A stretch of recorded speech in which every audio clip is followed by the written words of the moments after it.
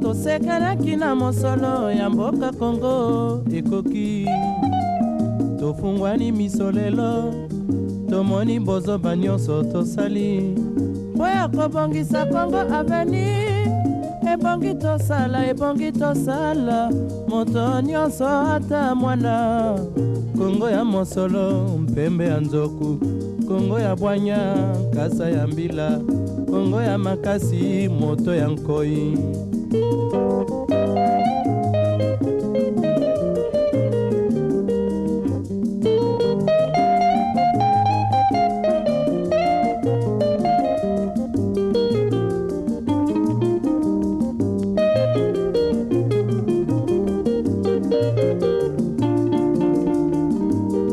mikolo tosekelaki na mosolo ya mboka Kongo ekoki tofungwani miso lelo tomoni bozoba nyonso tosali mpo ya kobongisa Kongo avenir ebongi tosala moto nyonso ata mwana Kongo ya mosolo mpembe ya nzoku Kongo ya bwanya nkasa ya mbila Kongo ya makasi moto ya nkoi Kongo nde mboka Kongo mboka ya bankoko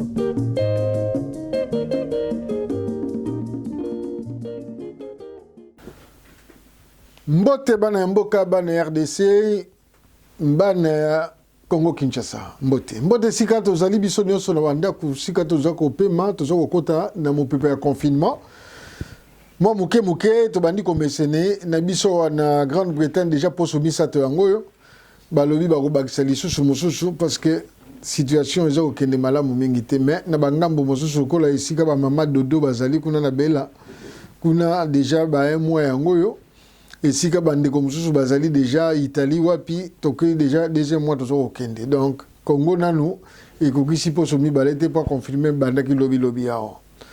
Alors bana mboka merci mingi na attention bozo ko prêter na émission na biso na ba commentaire bozo ko tinda na ba critique en tout cas ezo ko sala que tokene musika mbote nyonso na équipe nyonso ya biso tozala kana Congo Synthèse tozala kana yuke Congo Voice na tolika en tout cas mbote esika bozali bandeko nanga nyonso. Merci à Ebele Lelo parce que vraiment Moussala et Salamina ndeko Mike Kabwe oyo tokolobelango tout à l'heure vraiment esika zali na mamwalis malgré que moi kovanda na jardin ezate pona koli ata moi eloko kotumba parce que bibe ko ezali ke tokosala nini te mais merci na ye na ndenge asungi biso pona pokona lelo yamboto kende bana mboka ndenge ndo komi komesana vraiment ekozala esengo mingi na bino bato bozo kotala biso ba oyo nanu ba salite ba mekana nous ko aimer page na biso ko souscrire na page na biso donc ko s'abonner pona ko sala yango okei kaka na page na biso yuki Congo Voice hein okomona YouTube soko moningo nga ofini ba option ko zala wana soko lingi zala ya nyonso ofini na tout soki ya moko bien personnalisé donc okomona on a pembeni wana et ko permettre que ça à chaque fois soki alerte ezali soki musala na biso ezali et koya kuna ipana yomba la moko sanko sengo toluka ndenge nini nakokoma et puis ya suka soki ko kabolango na bande ko mususu parce que sango surtout nangonga auto na posa ekende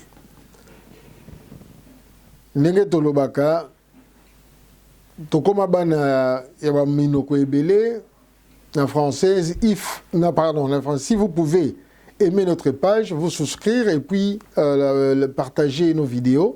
Ce sera avec très grand plaisir et nos remerciements les plus anticipés.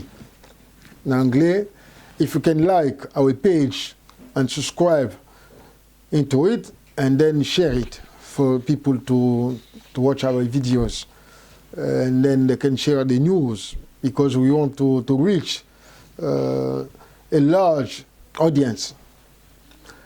Merci mingi bana ya mboka tokomi na Epsika Oyo tolobaka émission na biso ko bandezali Vital Kamerhe une fin justifiée ou comment pour la nini tolobi boye depuis le 8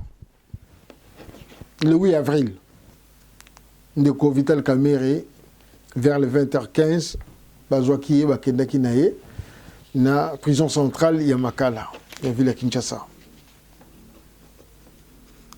Soki tozongi nanu ndeko Vital le 6 kaka ya sanzo dans lundi passé ndeko Vital azalaki convoqué, enfin invité, pas trop le terme exact, azalaki invité na tribunal ou bien à parquet nani à limité na 4e rue à Kendakite pour na raison oyo tolobaki mbalelekaki ya moi erreur et salamaki na date le 6 mars ou le 6 avril, mais déjà défi et salamaki bras de fer y na l'état le 8 à Keyukuna na suka ba juillet na arrestation provisoire, donc mandat d'arrêt provisoire, MAP. Toyebaki est belleté, mais Toyebaki quand même Kazalaki enfin accusé, ou bien Kazalaki reproché n'a pas fait ébélé, entre autres malversation et bongo à l'État. Oyo Ezalaki, même Mouké ba l'État est comme Kobima. La langue est comme se délier ne to baka le lemo comme ko kata na bato ebele ba comme ko bimisanda mondambo na ba fait oyo mingi oyo ko sinde ko Vital Kamerhe na mokolo na lelo ezali surtout makambo ya projet ya 100 jours figure partout des bons d'engagement, des contrats d'exécution des travaux, voire même sur des ordres de paiement. De mars à septembre 2019, plus de 6 mois durant, Vital Kamerhe était, selon les éléments du dossier, le principal ordonnateur de dépenses du programme des 100 jours. Toutes les sources, que ce soit judiciaire ou à la présidence, estiment qu'il y a eu malversation et que Vital Kamerhe doit s'expliquer. Si le magistrat instructeur a décidé d'écrouer les directeurs des cabinets, c'est à cause notamment des écarts entre les montants annoncés et payés dans le cadre des passations des marchés publics. Il y aurait aussi des fautes de gestion. La justice soupçonne l'existence d'un système de rétrocommissions. Dans la livraison des logements sociaux préfabriqués, par exemple, Vital Kamerhe est soupçonné d'avoir surfacturé. Sous Joseph Kabila, le prix des 900 logements était de quelque 26 millions de dollars. Sous la houlette du directeur des cabinets, l'administration Tshisekedi avait décidé de commander 600 logements supplémentaires pour un montant d'environ 57 millions à la même société Sami Bokongo du Libanais Jamal Sami. Cet entrepreneur n'aurait pas su justifier l'utilisation de près de la moitié de la somme versée par l'État sur son compte à la Robank. Cette somme avait pourtant été retirée par les Libanais, son paiement validé par la direction de la banque qui aurait assuré avoir reçu le feu vert de Vital Kamerhe. Pascal. Oyo balobaki ezalaki lokola défi ya présidence. Si pas président Fachi, pona kolakisa déjà ligne na ye, direction na ye à travail pour na mandat na ye.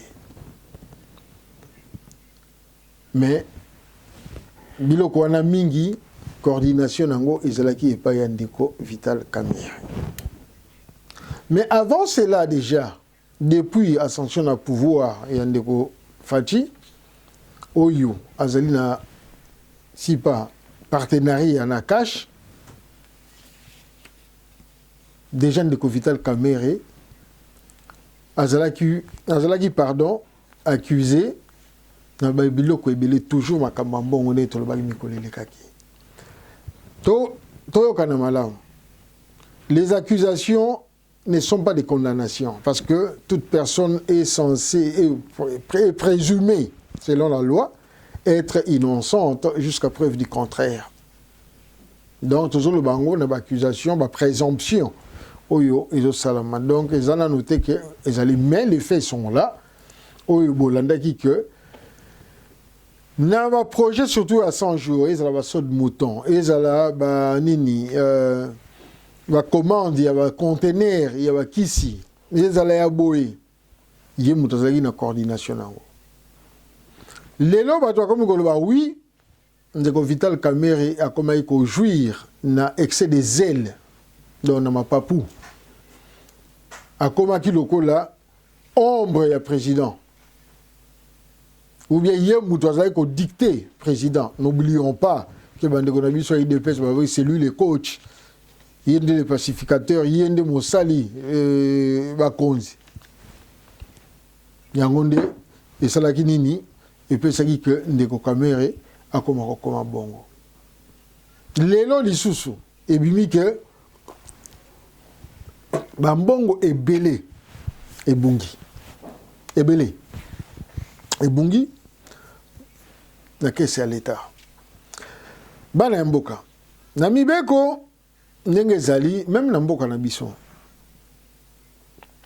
soki lokola marché moko ifo ezala tozala lokola na construction ya banzela ezala baréfection ya banzela kobongisa banzela ezala bamarché minene babuilding d'État normalement na ndenge ya procédure tolombolela yango normalement na ndenge ya procédure offre moko esalamaka bakolancer offre wana na ba-entrepreneur na ba-entreprise oyo esalaka misala wana mutu na mutu akoya na devis na ye mutu na mutu akoya na mwa description ya misala ya linga sala oyo akoko sala alors normalement mpona mosala wana ekende malamu basalaka ndenge nini bakotala kingandi ayaki na devis par exemple ya $10 mais asaleli biso mosala esili na temps bien mosala esalami bien oyo aye na $15 akosala biso mosala na temps nini est ce que kokoka na oyo ya $10 oyo aye na $20 bazwaka moto oyo na coût moko abordable na mosala moko abordable na temps moko conséquent oyo nde bakopesa marché mais na ka ndeko Vital Kamerhe balobi boye procédure wana esalama te déjà ezalaka crime soki tolobi tolanda logique c'est dommage parce que tozwi avocat na biso te maître Doli Mwanza tomeki kobenga ye tozwi ye te tozonga na ye mpona koexplike makambo nyonso na baterme juridique alors sikoyo nani ndeko Kamerhe atikali kosala eloko wana te atikali kosala yango te déjà eza crime ya mibale tolobaki na émission elekaki ke batrace baévidence déjà ezalaki oyo ndeko Kamerhe azozwa bambongo ya l'État azosala yango batransaction na bacompte na ye na Afrique du Sud na Grèce et en termes de millions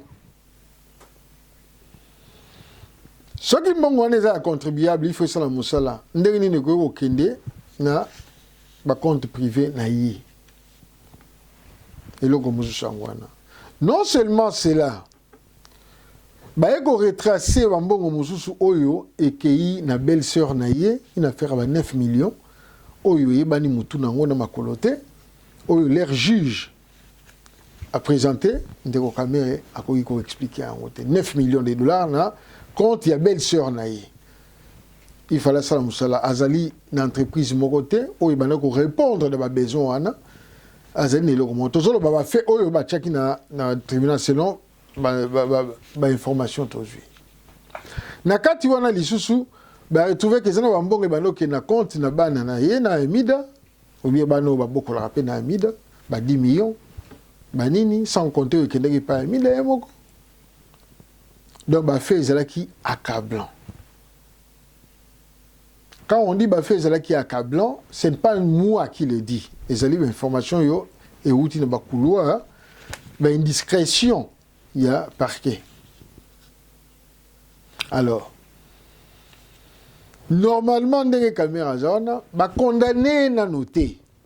Tolo bango clair, ba condamné na noté azali na mandat d'arrêt provisoire. Oh, ils ont une période selon na lundi dans Makambo Kinshasa, ils ont 5 jours. À ce que juge Ayoka Eli soit va libérer sous caution, ou bien va libérer, va quitter, ce qui va moni va preuveter, ou bien alors va incarcérer, donc va kangaye. 5 jours, on a écouté dans ce bazois qui est le 8. Normalement, 5 jours, il est le 13. Mais là, un problème. Là, un problème. Pour Ndeko Kamerhe. Parce que nous avons lelo. Depuis lobby, Salinini, va suspendre toute activité légale et juridique en Mboka pour cause yanini il y a coronavirus. Pour une raison il y a santé, pour une raison donc la Cour annule toutes les dispositions juridiques et légales sur toute l'étendue de la République suite à l'état d'urgence dû aux raisons sanitaires suite au coronavirus, donc Covid-19. Donc, avocat va dossier va dossier va juger bango alors banamboka 5 jours il y a un Vital Kamerhe ils ont remis en question. Est-ce que tombé par hasard que état d'urgence et ça le moment où il y a Vital Kamerhe on a ezali kambo mususu. Alors pourquoi les autres ça moi ma kambo ebele ngonga na biso permettra mingi te to kende moi malembe balobi boye ndeko Kamerhe batu ya UDPS basuetaki ke bakanga ye lelo bakangi ye. Est-ce que bazali satisfait?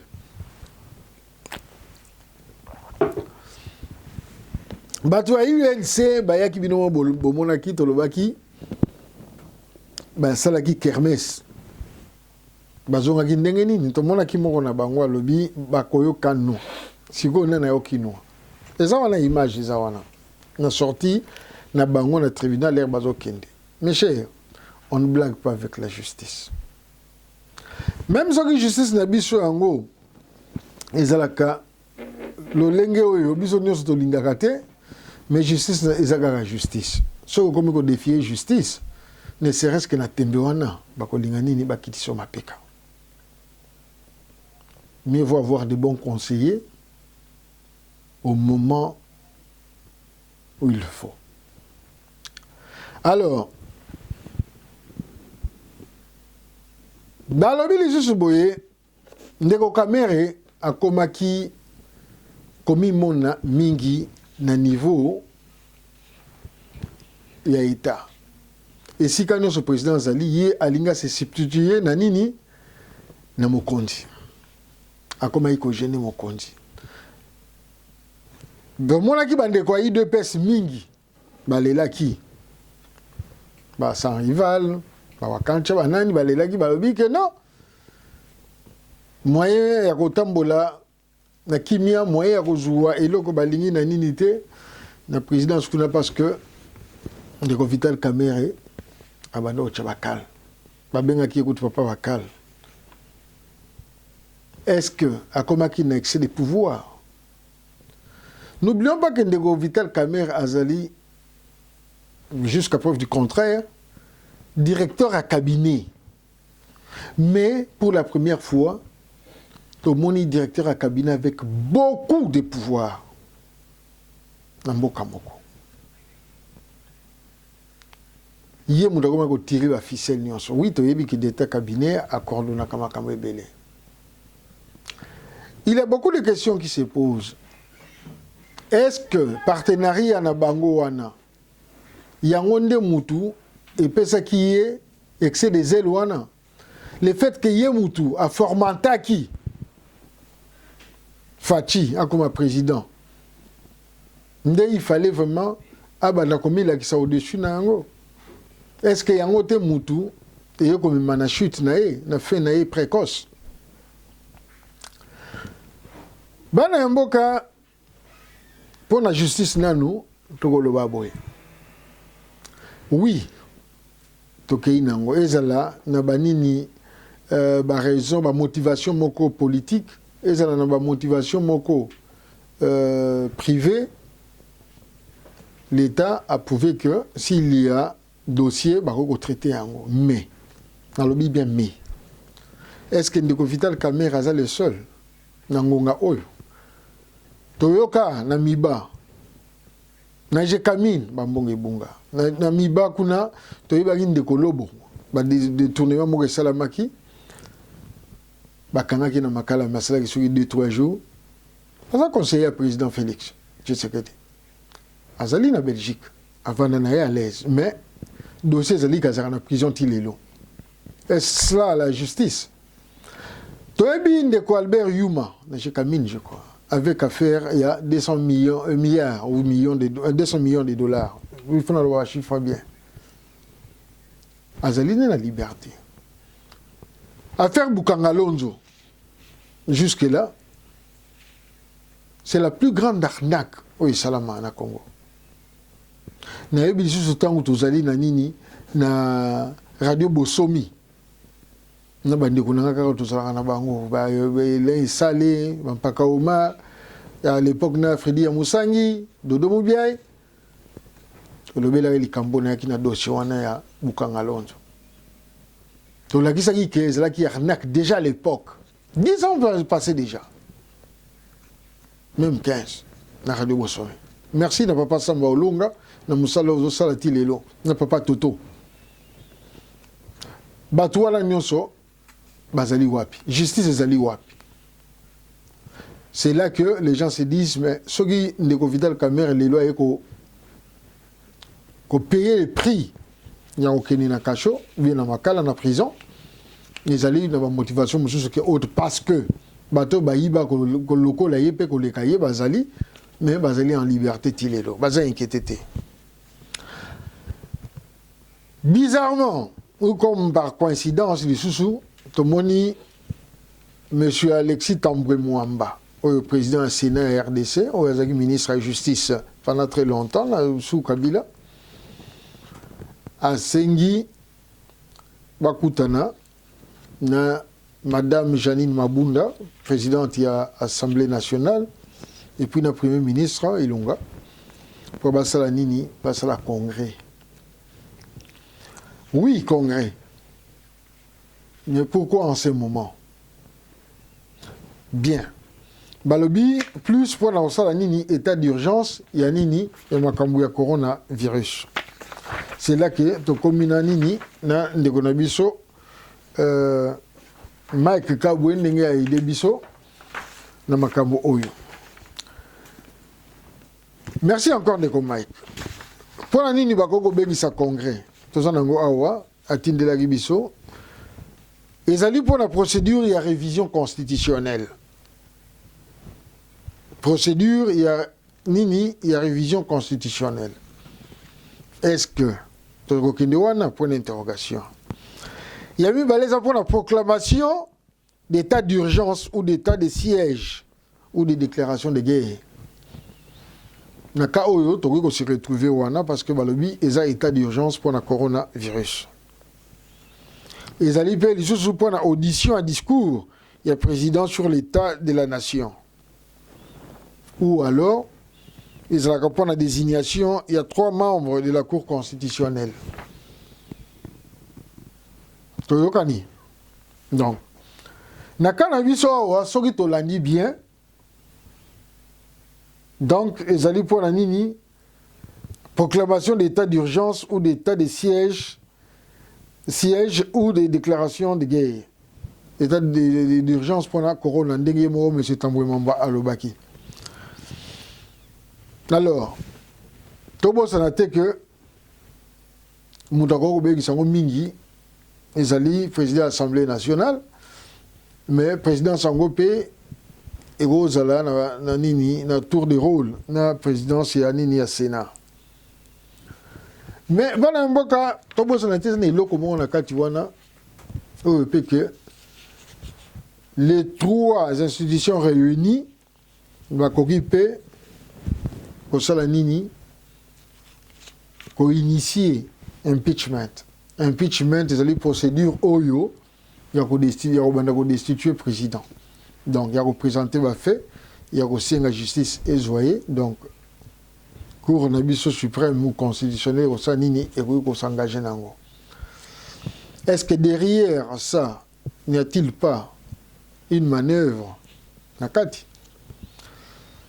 Bande comme il y a eu de pèse, va se peli, va lobby, oui, Moutawano Chabiso Panji, Moto, Moutawano Chabiso Nini, même dans le bosso paquet tout le monde est basé envoyé wana moyibi wana caméra mais tout beau sanate il n'était que bien il n'est que, parce que dans le Balongo, il était aussi le président nommé Moutonsoso, le directeur du cabinet, le président. Et encore, une fois de plus, dans le Biboui, un simple directeur de cabinet, est-ce qu'il y a quoi ma décision, ma initiative, voilà, sortie en bongo, sans que tout le monde autour, les collaborateurs, et mon président, parce que ça me continue.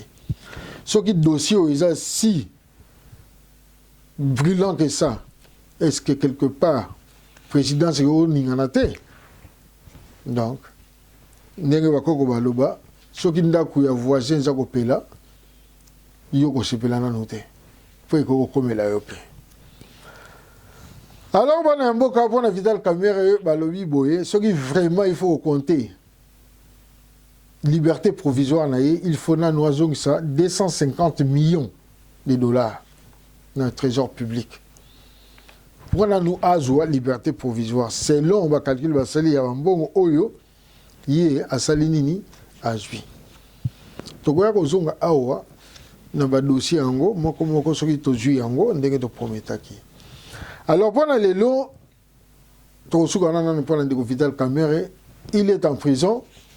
À cause de la 5 jours provisoire, la détention provisoire est commis normalement selon déclaration à cour constitutionnelle commis et cour de cassation pardon est commis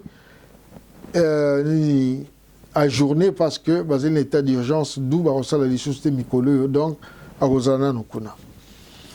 Et dans les locs comme nous confinement oyo. Na RDC balobaki ke ba frontière ekangami tout ça to yaki awa to loyi to lakisaki bino ndenge ba étranger ba yaki na bus bana report en Djiliti ba kende soki wapi bana mboka batelmisaki bango ki le suite na bango to yeba kali susute soki l'état tcha bango wapi balobaki ezalaki ba expatrié ou bazalaki na plateforme ya pétrole nde ba yaki ko sala nini ko zela rapatriement na bango. Mais hier, lobby, na Lubumbashi, tomoni ba indien, ba kiti, na l'aéroport, il y a le Wano, je crois, ba yeti na hôtel Pullman, na Lubumbashi. Hôtel Pullman, vous voyez qu'on fait là. Kaka bana mboka batu ba salaki nini, ba dénoncer bango. Lubumbashi. Munatokea wapi? Alors qu'il y a confinement partout, Lubumbashi a été isolé, mais nous avons remarqué qu'il y a des voyageurs qui viennent d'arriver.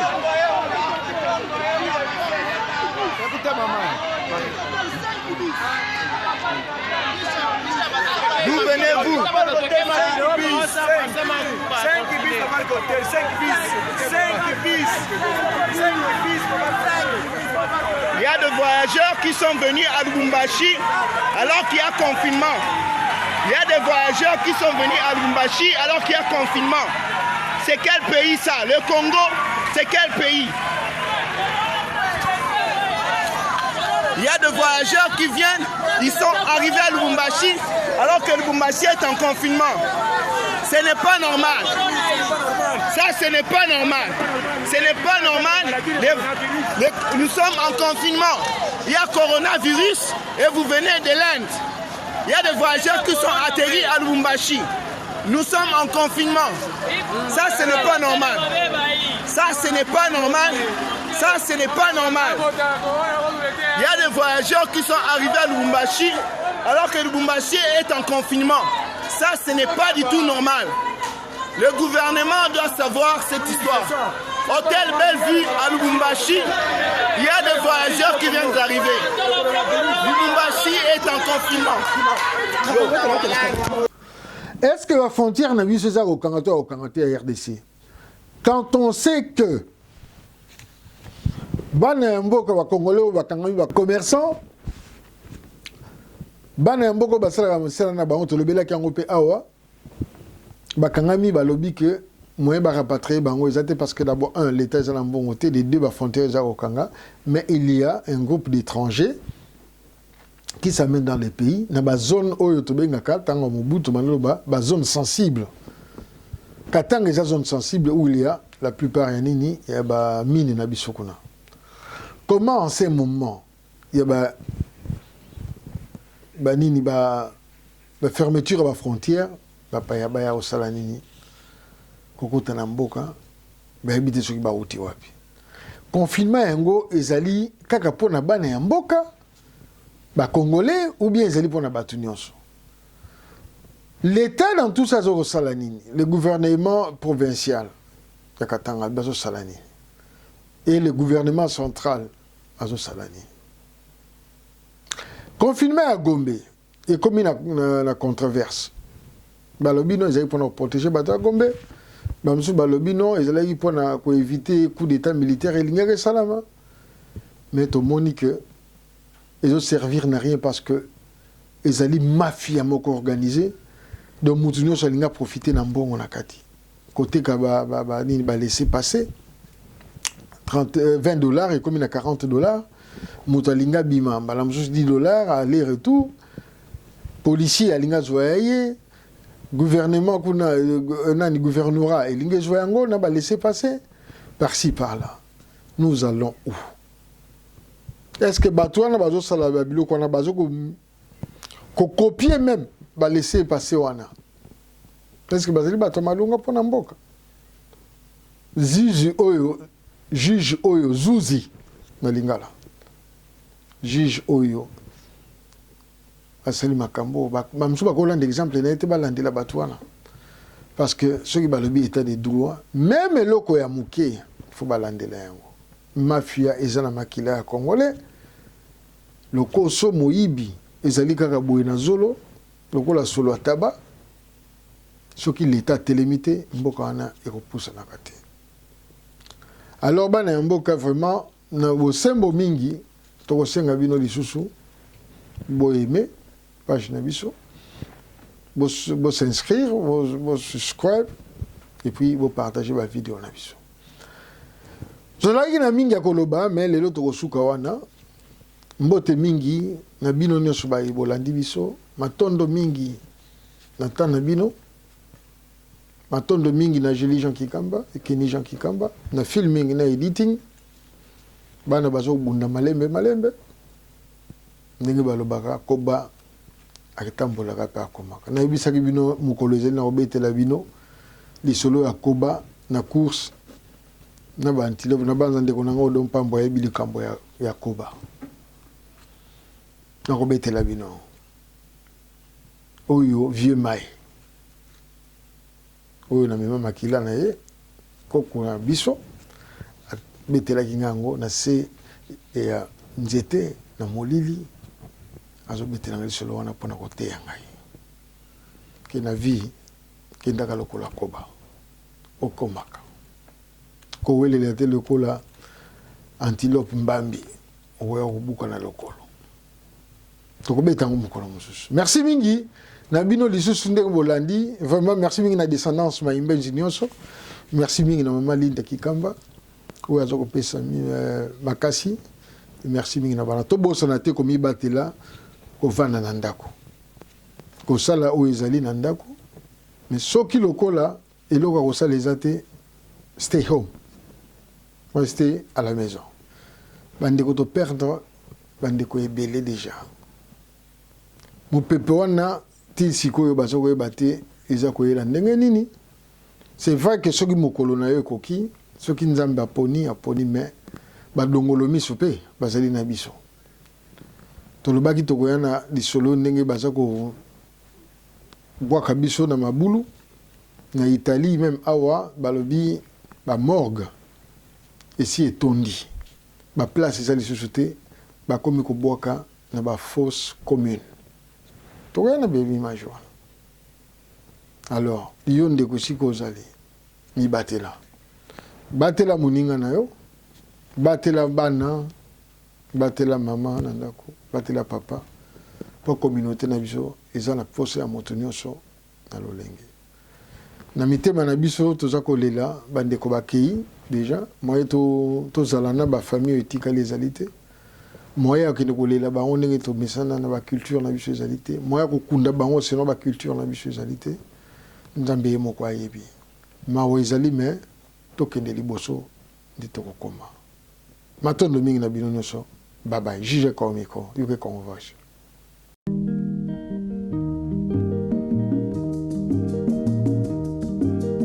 mikolo tosekanaki na mosolo ya mboka Kongo ekoki tofungwani miso lelo tomoni bozoba nyonso tosali mpo ya kobongisa Kongo aveni ebongi tosala moto nyonso ata mwana Kongo ya mosolo mpembe ya nzoku Kongo ya bwanya kasa ya mbila Kongo ya makasi moto ya nkoi